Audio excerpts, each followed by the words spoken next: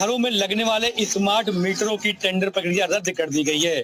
हालांकि घरों में लगने वाले 2.5 करोड़ स्मार्ट मीटर की 25 करोड़ रुपए की प्राइवेट कंपनी को दिए जाने वाले टेंडर को यूपीपीएसएल ने रद्द कर दिया गया है। हालांकि जो गाइडलाइन थी, उस गाइडलाइन के हिसाब से सरकारी में 6,000 रुपए 1 मीटर की कॉस्ट आती थी, वही प्राइवेट कंपनी ने इसी कॉस्ट 10,000 रुपए कर दी थी, जिसको लेकर यूपीपीएसएल ने इस टेंडर प्रक्रिया को रद्द कर दिया गया है। विश्वव्यापी चर्चा का केंद्र बने अडानी समूह के लिए यूपी से भी बुरी खबर है। मध्यांचल विद्युत वितरण निगम ने तय दर से 40% अधिक दर को आधार बनाते हुए अडानी समूह के स्मार्ट प्रीपेड मीटर का टेंडर निरस्त करने का आदेश जारी किया है।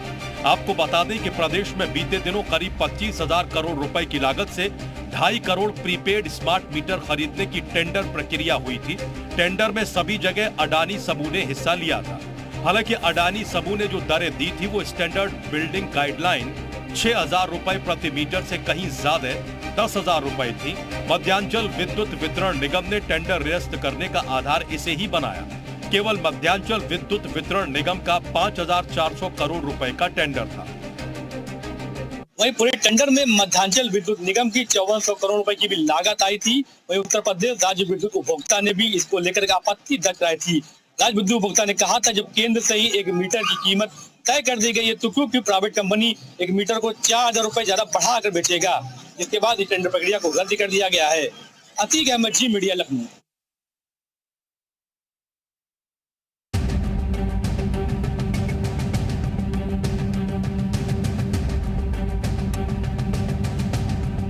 यूपी में रामचरितमानस की प्रतियां जलाने को लेकर विवाद बढ़ता जा रहा है।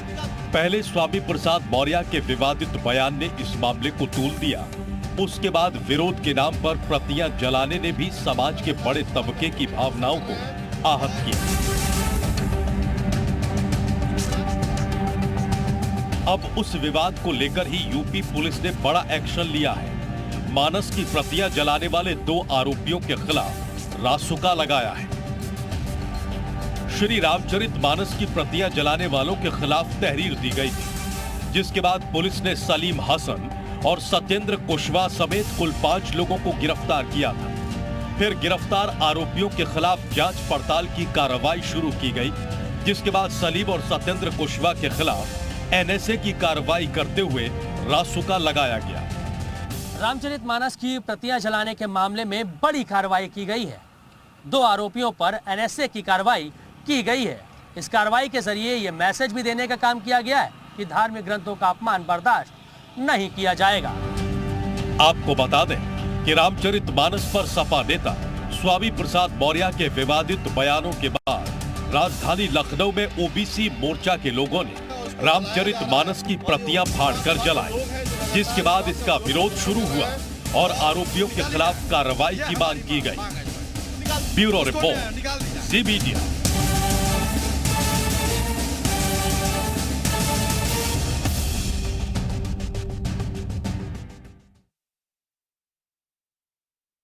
माफिया मुख्तार अंसारी के ड्राइवर सुरेंद्र शर्मा और उनके 2 करीबियों को इलाहाबाद हाईकोर्ट से बड़ी राहत मिली है। कोर्ट ने बहुचर्चित उसरी चट्टी कांड मामले में आरोपी बनाए गए तीनों की गिरफ्तारी पर रोक लगा दी है। मुख्तार अंसारी के ड्राइवर सुरेंद्र शर्मा को हाईकोर्ट से बड़ी राहत मिली है। फिलहाल हाईकोर्ट ने उसरी चट्टी कांड में ड्राइवर समेत 3 लोगों की गिरफ्तारी पर रोक लगाई। हाईकोर्ट ने राज्य सरकार से 4 सप्ताह में जवाब भी मांगा है। आपको बता दें कि बहुचर्चित उसरी चट्टी कांड में मारे गए मनोज राय के पिता ने मुख्तार और उसके ड्राइवर सुरेंद्र शर्मा समेत 5 के खिलाफ केस दर्ज करवाया है। ये केस करीब 22 साल बाद दर्ज हुआ है। अब इस मामले में 31 मार्च को अगली सुनवाई होगी। माना जा रहा है कि इस मामले में मुख्तार अंसारी की जो मुश्किलें हैं वो बढ़ने वाली थी, लेकिन हाईकोर्ट ने फिलहाल उनके ड्राइवर को फौरी राहत दी है। ऐसे में माना जा रहा है कि इस मामले में मुख्तार अंसारी को भी राहत मिल जाएगी। मोहम्मद गुफरान, जी मीडिया, प्रयागराज। महाराजगंज जिला जेल में बंद सपा विधायक इरफान सोलंकी के गैंग पर पुलिस का शिकंजा लगातार कसता जा रहा है। पुलिस इनकी संपत्तियों की जब्तीकरण की कार्रवाई करने जा रही है। पुलिस ने अब तक 27 संपत्तियां चिन्हित की हैं, जिनके जब्तीकरण की कार्रवाई की जाएगी, जिसके लिए एक टीम का गठन भी कर दिया गया है। सपा विधायक इरफान सोलंकी और उनके 4 गैंगस्टर साथियों की 27 प्रॉपर्टी जब्त होगी। मंगलवार तक यानी करीब 48 घंटे में कानपुर पुलिस कमिश्नरेट एक्शन में होगा। पहले फेज में करीब 27 प्रॉपर्टी की लिस्ट तैयार हुई है। इंस्पेक्टर फील्ड थाना के नेतृत्व में ये कार्रवाई की जाएगी। ये संपत्तियां कोतवाली, ग्वालटोली, चमनगंज, जाजमऊ और चकेरी थाना क्षेत्र में है। ये कार्रवाई गैंगस्टर एक्ट के तहत प्रशासन करने वाला है। बता दें कि 26 दिसंबर 2022 को पुलिस ने सपा विधायक इरफान सोलंकी समेत अन्य 4 पर गैंगस्टर एक्ट लगाया था। इसके बाद जो प्रॉपर्टी सामने आई उनकी कीमत करीब 200 करोड़ आंकी गई है, जिस पर कार्रवाई हो रही है। इस गैंग में इरफान सोलंकी सहित 5 लोग शामिल हैं। गैंग का लीडर इरफान सोलंकी को बनाया गया है। वहीं आम जनता से भी अपील की गई है कि वो इरफान सोलंकी और उसके गैंग के सदस्यों के बारे में उन्हें जानकारी दे, उनकी प्रॉपर्टियों के बारे में उन्हें जानकारी दे, जिससे उनकी बेनामी संपत्तियों को भी चिन्हित किया जा सके। कैमरामैन स्वयं शुक्ला के साथ श्याम तिवारी, जी मीडिया कानपुर। ग्रेटर नोएडा में अपने आशियाने का सपना संजो रहे लोगों के साथ धोखाधड़ी का नया मामला सामने आया है, जहां लोगों से पैसे तो ले लेंगे, लेकिन फ्लैट उन्हें अब तक नसीब नहीं हुआ है। ग्रेटर नोएडा के पंचशील बिल्डर के खिलाफ प्रशासन ने बड़ा एक्शन लिया है। पंचशील बिल्डर समेत 7 लोगों पर धोखाधड़ी का मामला दर्ज हुआ है। कोर्ट के आदेश पर पुलिस ने केस दर्ज कर लिया है। जानकारी के मुताबिक पंचशील बिल्टेक के निदेशक अशोक चौधरी, अनुज चौधरी समेत 7 लोगों पर मुकदमा दर्ज हुआ है। इन लोगों के खिलाफ धारा 420, 406, 467, 468, 471, 504, 506 के तहत मुकदमा दर्ज किया गया है।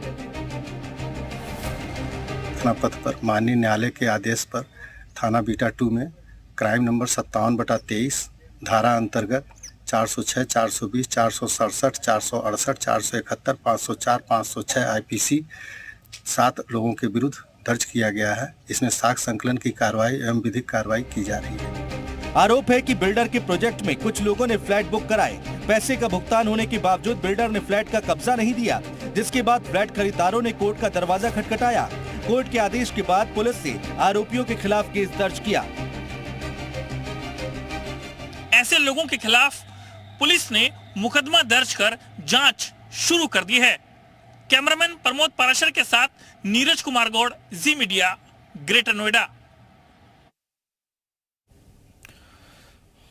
वाहन चालकों की राह सुगम बनाने के लिए बनाई गई एलिवेटेड रोड इन दिनों हुड़दंगियों का अड्डा बन गई है। ताजा मामला इंदिरापुरम कोतवाली क्षेत्र के एलिवेटेड रोड का है, जहां एक गाड़ी में 5 लड़के तेज गाना बजाकर न सिर्फ जाम छलका रहे बल्कि गले में हथियार टांग कर डांस भी कर रहे थे। जैसे ही ये वीडियो सोशल मीडिया पर वायरल हुआ, पुलिस एक्शन में आई और 5 लड़कों को गिरफ्तार कर लिया।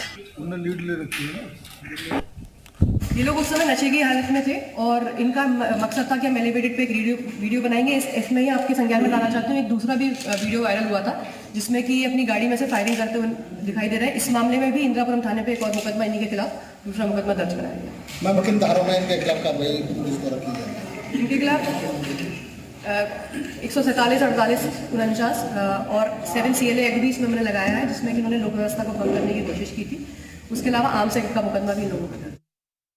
गाजियाबाद की एलिवेटेड रोड पर रील बनाने का सिलसिला थमता हुआ नजर नहीं आ रहा है। लगातार लोग वहां खड़े होकर रील बनाते हुए नजर आ रहे हैं। उसके बाद गाजियाबाद पुलिस की कड़ी कार्रवाई भी नजर आती है। पुलिस भी ऐसे लोगों के खिलाफ सख्त एक्शन मोड में नजर आती है और उनके खिलाफ सख्त तेवर अपनाते हुए कार्रवाई करते हुए ये संदेश देना चाहती है कि आप सड़क को बाधित नहीं कर सकते। ऐसा ही एक मामला गाजियाबाद के सोशल मीडिया पर फिर से वायरल हुआ, जिसमें एक फॉर्च्यूनर कार और गले में राइफल की माला और हाथों में शराब के जाम लिए हुए कुछ लोग एलिवेटेड रोड पर हुड़दंग करते हुए रील बनाते हुए नजर आए। पुलिस ने तुरंत से इस मामले को संज्ञान में लेते हुए इंदिरापुरम थाना क्षेत्र में मामला दर्ज किया, जिसके बाद वीडियो में दिखाई दे रही कार के नंबर के आधार पर आरोपी राजा चौधरी और उसके 4 अन्य साथियों को भी गिरफ्तार कर लिया गया। अब राजा चौधरी और उसके साथी कहीं ना कहीं कानून के शिकंजे में फंसने के बाद अपनी गर्दन झुकाए हुए शायद अपनी गलती को मानते हुए नजर आ रहे हैं, पर शायद यही गलती उन्होंने शराब के नशे में राइफल गले में डालने से पहले, झूमते हुए वीडियो बनाने से पहले अगर समझ ली होती तो शायद उनको ये अंजाम भुगतना न पड़ता। गाजियाबाद से पीयूष गौड़, जी मीडिया। ताला और तालीम के नाम से जाने जाने वाली अलीगढ़ उद्योग एवं कृषि प्रदर्शनी में एक दुकान चर्चा का विषय बनी हुई है। यानी अलीगढ़ जिला कारागार में बंद कैदियों द्वारा बेहद खूबसूरत उपकरण बनाए गए हैं, जिसमें शंख से लेकर शिवलिंग और गदा भी बनाई गई है। इन तमाम उपकरणों को खरीदने वालों की नुमाइश में भीड़ जुटी हुई है। कहते हैं अगर सही दिशा मिल जाए तो डकैत के संत बनते देर नहीं लगती। दरअसल अलीगढ़ जिला कारागार में बंद कैदियों ने चारदीवारी के अंदर बैठकर अपने हाथ का कमाल दिखाया, जिसकी आम लोग ही नहीं खुद प्रधानमंत्री भी तारीफ कर रहे हैं। माननीय कारागार मंत्री जी के द्वारा जो है उत्तर प्रदेश की विभिन्न कारागारों में जो सामग्रियां अच्छी बन रही हैं, उनको माननीय प्रधानमंत्री जी से मुलाकात में सप्रेम भेंट की गई थी, जिसमें जिला कारागार अलीगढ़ से गदा और शिवलिंग माननीय प्रधानमंत्री जी को भेंट किया गया, जो उन्हें काफी पसंद आया था। बता दें, जेल प्रशासन ने अलीगढ़ औद्योगिक एवं कृषि प्रदर्शनी में जेल में बंद कैदियों के बनाए गए तमाम उपकरणों की प्रदर्शनी लगाई है, जिसमें जब लोगों ने कैदियों की बनाई चीजें देखी तो दंग रह गए। प्रदर्शनी में कैदियों के बनाए लकड़ी के शंख, लकड़ी का शिवलिंग, लकड़ी की गदा, जिसने भी देखी तारीफों के कसीदे जरूर पड़े। लोग कैदियों के हाथों की बनाई चीजें प्रदर्शनी में जमकर खरीद रहे हैं। और ये शंख बनाया उन लोगों ने, हाँ लकड़ी से, मैंने देख के बिल्कुल मैं अट्रैक्टिव हूँ इसकी साइड। और ये वाले जो कंगन बनाए उन्होंने, और लिटरली उन्होंने बल्ब्स भी बनाए हैं, तो मुझे देख के बहुत अच्छा लगा। ये बहुत सारी चीजें, हाँ बहुत ज्यादा, तभी तो मैंने लिए ये सारी चीजें, मुझे बहुत अच्छा लगा। बता दें, अलीगढ़ में औद्योगिक और कृषि प्रदर्शनी का पुराना इतिहास है। ये प्रदर्शनी लगभग 170 साल से लगती आ रही है। इस प्रदर्शनी में ताले के अलावा रंगारंग सांस्कृतिक कार्यक्रम भी होते रहे हैं। इस प्रदर्शनी का आयोजन जिला अधिकारी की देखरेख में 1 महीने के लिए होता है। अलीगढ़ में औद्योगिक कृषि प्रदर्शनी का पुराना इतिहास है, यानी 170 वर्ष से ज्यादा पुरानी ये नुमाइश है और ये मेला 1 महीने लगता है। इस मेले में खास बात यह है कि दोनों ही समुदाय यानी हिंदू मुस्लिम एकता की प्रतीक भी ये प्रदर्शनी है। इस वक्त मैं उसी प्रदर्शनी में हूँ। सबसे पहले आप तस्वीरें जी मीडिया पर देख रहे होंगे। ये प्रदर्शनी में एक जो दुकान लगाई गई है आकर्षण का केंद्र बनी हुई है, और इसकी वजह यह है कि अलीगढ़ जिला कारागार में बंद तमाम महिला पुरुष जो बंदी हैं, उनके द्वारा काफ़ी अच्छे उपकरण बनाए गए हैं, जिन्हें देखने के लिए लोगों की भीड़ जुटी हुई है। आप तस्वीरें देख रहे होंगे। ये तस्वीर उसी शॉप की है जहां लोग जमकर खरीदारी करते हुए नजर आ रहे हैं। महिला बंदियों द्वारा महिलाओं के श्रृंगार में यूज होने वाले तमाम उपकरण बनाए गए, और इसके अलावा पुरुष बंदियों द्वारा शिवलिंग और गदा के अलावा शंख भी बनाया गया है, जो कि लकड़ी का है। इसको लेकर लगातार अलीगढ़ नुमाइश देखने आए लोग खरीदारी करते हुए नजर आ रहे हैं, और इसके अलावा लोग तमाम उपकरणों को देखकर जेल में बंद बंदियों की तारीफ भी करते हुए नजर आ रहे हैं। उत्तराखंड में जल्द ही ड्रोन कॉरिडोर सेंटर बनाने का काम शुरू हो जाएगा। ड्रोन कॉरिडोर सेंटर की वजह से पहाड़ के दुर्गम और दूरस्थ क्षेत्रों में लोगों के लिए सुविधाएं बढ़ाने की ओर काम नजर आएगा। उत्तराखंड में जल्द ही ड्रोन कॉरिडोर स्थापित किया जाएगा। प्रदेश के पहाड़ी जनपदों में ड्रोन की तकनीकी से लोगों के लिए सुविधाएं बढ़ाने की ओर कार्य किया जा रहा है। इंफॉर्मेशन टेक्नोलॉजी डेवलपमेंट अथॉरिटी की निदेशक नितिका खंडेलवाल ने बताया है कि प्रदेश में हिमाचल की तर्ज पर ड्रोन कॉरिडोर बनाने के लिए कार्य किया जा रहा है। DGCA से इस मामले में लगातार वार्ता चल रही है। तो बेसिकली एक तरीके से एक पायलट फॉर्म में उत्तरकाशी से ब्लड सैंपल्स लाए गए थे ड्रोन के द्वारा। काफ़ी कम टाइम में ये लैबोरेटरी जो है वो लेके आई थी। It was done by a private lab. इसमें कॉरिडोर का फैसिलिटेशन ITD द्वारा किया गया था।